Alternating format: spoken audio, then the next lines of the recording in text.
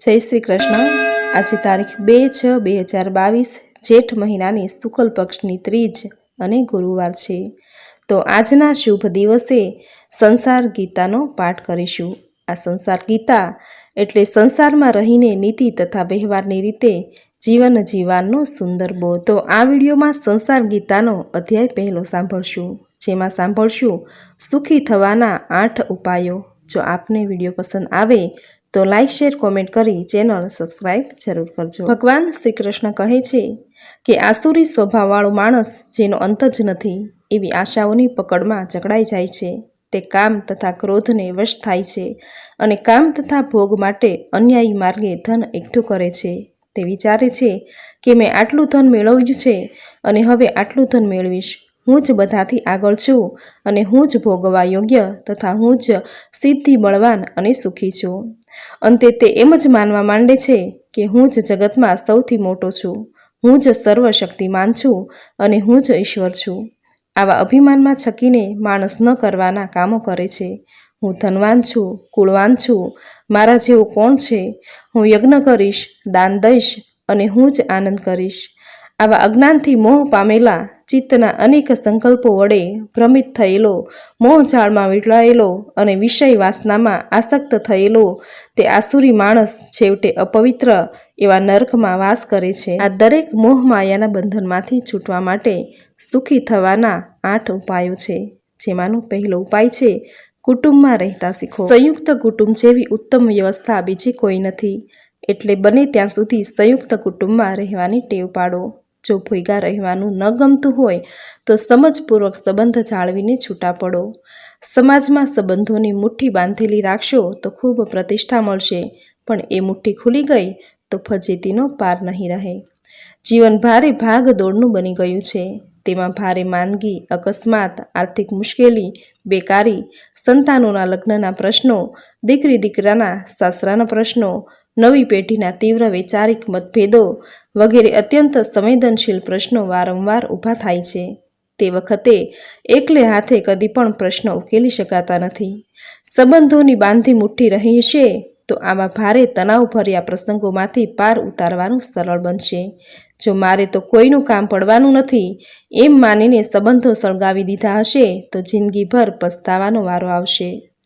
સુખી થવાનો બીજો ઉપાય, બાળકોને બગાડશો નહીં। બાળકોને ટીવી નહીં જ જોવા દેવાનો કંઈ અર્થ નથી, પણ તેમને ટીવી જોવા માટે સમય મર્યાદા બાંધવી જરૂરી છે। બાળકો ટીવી જોતા હોય ત્યારે તેમને પાણી, નાસ્તો કે જમવાનું તેમના હાથમાં આપશો નહીં। તેમને જરૂરી ચીજવસ્તુઓ તેમની જાતે જ લેવાની ટેવ પાડી દો। બાળકો ટીવી જોતા હોય ત્યારે ઘરના વડીલો કઈ વસ્તુ માંગે તો બાળકો તરત ઉઠીને તેમને આપે તેવી ટેવ પાડો। વડીલો બોલાવે અને બાળક તરત ઉઠે નહીં તો ટીવી બંધ કરી દો। આમ કરવાથી બાળક આપોઆપ વડીલોનું કહ્યું કરતા શીખશે। બાળકોને ગમતી વાત ન થાય ત્યારે તે ચીસો પાડવા લાગે છે। આ વખતે તેને તેમ ન કરવા સમજાવો, છતાં ન સમજે તો તેને ધમકાવો, પણ એક વખત પણ તેની ચીસો ચલાવી ન લો। એક વખત ચલાવશો તો પછી તેને તેવી આદત જ પડી જશે। સુખી થવાનો ત્રીજો ઉપાય, ઘરના બાળકો સાથે સમાન વર્તાવ રાખો। તમારા ઘરમાં બાળકો હશે, તમારા ભાઈના, બહેનના, નણંદના, ભાભીના, જેઠના બાળકો બધા સરખા છે। બધા બાળકોને સરખા જ ગણજો। તમારા બાળકો અને ઘરના બીજા બાળકો વચ્ચે ભેદભાવ ન કરશો। ઘરના બાળકોમાં કોઈ વધારે તંદુરસ્ત હોય, કોઈ વધારે હોશિયાર હોય, કોઈ ચંચળ હોય, કોઈ ધીરું હોય, કોઈ તોફાની હોય, કોઈ શાણું હોય। જેમ દરેક માણસ જુદા હોય છે તેમ દરેક બાળક પણ જુદું જ હોવાનું। ઘરના બાળકોની સારી નરસી બાજુને નજર અંદાજ કરો, બધાને સરખો પ્રેમ કરો।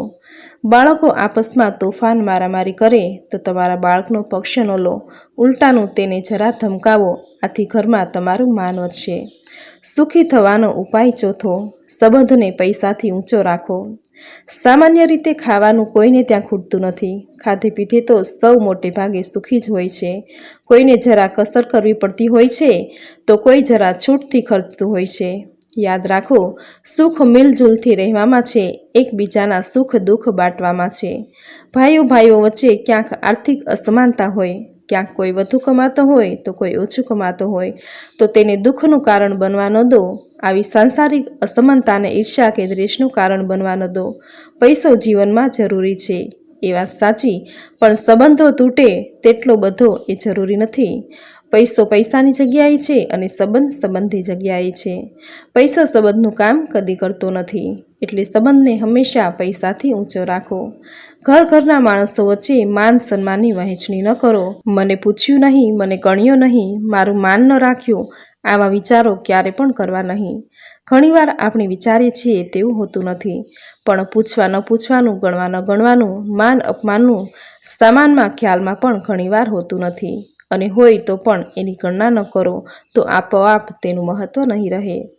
સુખી થવાનો ઉપાય 5મો, મૌન જેવી કોઈ ઔષધિ નથી. ઘરમાં કોઈ પણ વાસણ ખખડે તો મૌન રહો. મૌન જેવી કોઈ ઔષધિ નથી. એક માણસ ચૂપ જ રહે તો બીજું આપોઆપ ચૂપ થશે, પણ ઈંટનો જવાબ પથ્થરથી આપવાનું કરશો તો એનો કદી અંત નહીં આવે. ઘરમાં રહીને આપસમાં ઝઘડવાનું સારું નથી. એની ઘરની બેઇજ્જતી થાય છે, બધાના મન ઊંચા રહે છે, ઘરની પ્રગતિ રૂંધાય છે અને સરવાળે ઘરની બરકત ઘટે છે. આપણે ઘણીવાર એક બોલનો બીજો અર્થ કાઢીએ છીએ અને દુઃખી થઈએ છીએ. હકીકતે બોલનારના મનમાં તેવો અર્થ ન પણ હોય, અને હોય તો પણ ઘણી વખત માણસ ટેન્શનમાં કે ઉશ્કેરાટમાં સાચા ખોટા શબ્દો બોલી દે છે. આવા શબ્દોનું કશું મૂલ્ય હોતું નથી. થોડી જ વારમાં મનનો ઉભરો શમી જતાં આવા અર્થહીન શબ્દો ભાવહીન બની જતા હોય છે. સુખ અને દુઃખ તો અંદરની વાત છે. બહારથી દેખાતું સુખ ઘણીવાર સુખ નથી હોતું, માત્ર દેખાડો હોય છે. એટલે બહારના માણસના આવા દેખાડાથી દુઃખી ન થાવો. તમારા કરતાં કદાચ તે વધારે દુઃખી પણ હોઈ શકે છે. સુખી થવાનો ઉપાય 6, મહેમાનને માન આપો. ઘરમાં કોઈ પણ માણસ આવે તેને ચા પાણી અને મુખવાસ જરૂર આપો. આવી નાની મહેમાન ગતિનો બહુ મોટો પ્રભાવ હોય છે. આવનાર માણસને પ્રેમથી બોલાવશો તો તેને તમારા માટે માન ઉપજશે અને તમારો સારો દેખાવ થશે. બહાર પણ સમાજમાં વિનય વિવેકથી વર્તો. ક્યારેક કોઈકે સારો વર્તાવ ન કર્યો હોય તો પણ તે તરફ ધ્યાન ન આપો. જાણે કંઈ બન્યું જ ન હોય તેમ વર્તો. વખત જતાં તમારો જ હાથ ઉપર રહેશે અને તમારી ઇજ્જત વધશે. સગા વહાલામાં કોઈ પ્રશ્ન ઊભો થાય, ક્યારેક તેઓને કંઈક તકલીફ ઊભી થાય તો તેની સાથે ઊભા રહો, તેમને સાંત્વન આપો, બને તો થોડી મદદ કરો.